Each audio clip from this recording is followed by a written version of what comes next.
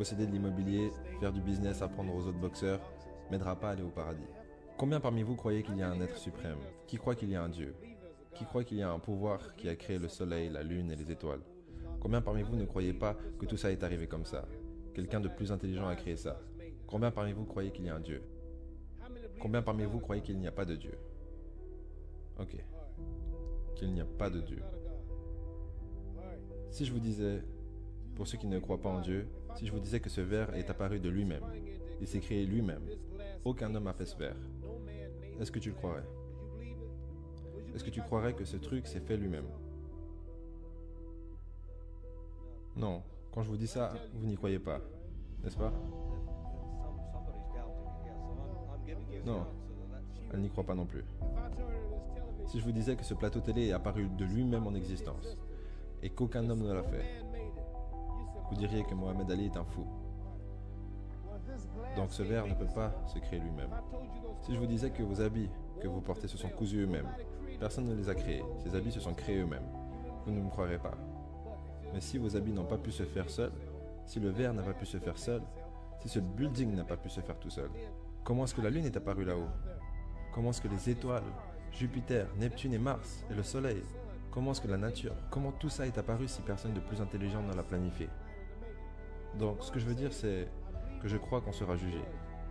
Est-ce qu'un homme comme Hitler peut tuer tous les juifs et s'en sortir comme ça? Quelqu'un le punira. Si ce n'est pas maintenant, ça sera quand il meurt, en enfer pour l'éternité. Donc ce que je vais faire quand j'aurai fini la boxe, ça sera de me préparer pour rencontrer Dieu. Parce que mon avion pourrait très bien exploser. Est-ce que les avions n'explosent pas par ici des fois? Est-ce que les gens ne meurent pas tous les jours? Ok, c'est une chose effrayante de penser que j'irai en enfer pour brûler pour l'éternité. Donc, qu'est-ce que je vais faire? Je prends tout ce temps pour répondre à une question simple parce que vous me posez une question et je ne peux pas juste répondre comme ça. Quand j'aurai fini ma carrière dans la boxe, je ferai tout ce que je peux pour aider les gens. C'est pour ça que je suis ici aujourd'hui avec Johnny Walker, ce pauvre homme qui est venu jusqu'aux États-Unis. Et il y a plusieurs gars qui ont besoin d'argent. Et quelqu'un m'a appelé pour que je vienne les aider. Dieu me regarde. Dieu ne me fait pas d'éloge parce que j'ai battu Joe Frazier. Dieu n'en a rien à faire de Joe Frazier. Dieu s'en fout de savoir que l'Angleterre, l'Amérique est riche. Tout est à lui. Il veut savoir comment est-ce qu'on s'aide les uns les autres. Comment est-ce qu'on s'entraide. Donc, je vais dédier ma vie pour utiliser mon nom et ma popularité pour aider des associations, aider les gens, réunir les gens. Les gens s'envoient des bombes à cause de leurs croyances religieuses. On a besoin de quelqu'un dans le monde pour aider à établir la paix. Donc quand je meurs, s'il y a un paradis, je veux le voir. Parce qu'on vit combien de temps? 80 ans? Les probabilités sont que certaines personnes dans cette pièce seront mortes dans les 20 ans qui viennent. Certains d'entre vous seront morts dans les 50 ans qui viennent, d'autres dans les 30 ans, 60 ans et d'autres dans 70 ans qui viennent. On va tous bientôt mourir. Et disons que vous vivez 125 ans, ce qui n'arrive pas. N'est-ce pas? Disons que nous vivons 250 ans et que vous pouvez avoir du sexe pendant 125 ans. Vous arriverez de toute façon à la fin après ça. Donc, on a environ 80 ans sur cette terre. C'est un test pour voir si nous passerons notre vie en enfer ou au paradis. Ce que vous vivez maintenant n'est pas la vraie vie. Votre vrai vous est en vous. Votre corps vieillit.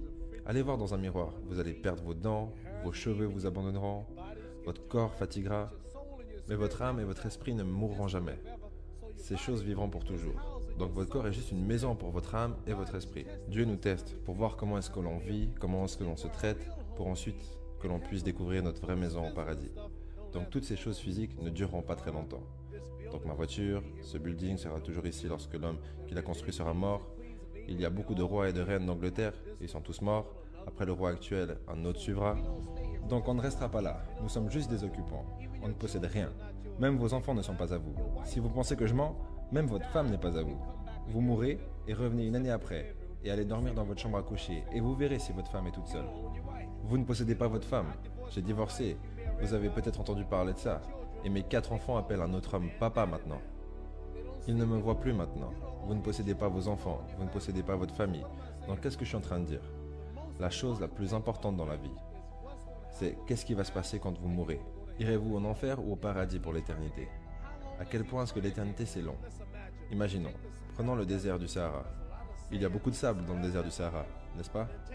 Maintenant, imaginez qu'un grain de sable représente 1000 ans Et que quand vous êtes en enfer en train de brûler, après votre mort, vous brûlerez pour toujours et sans fin.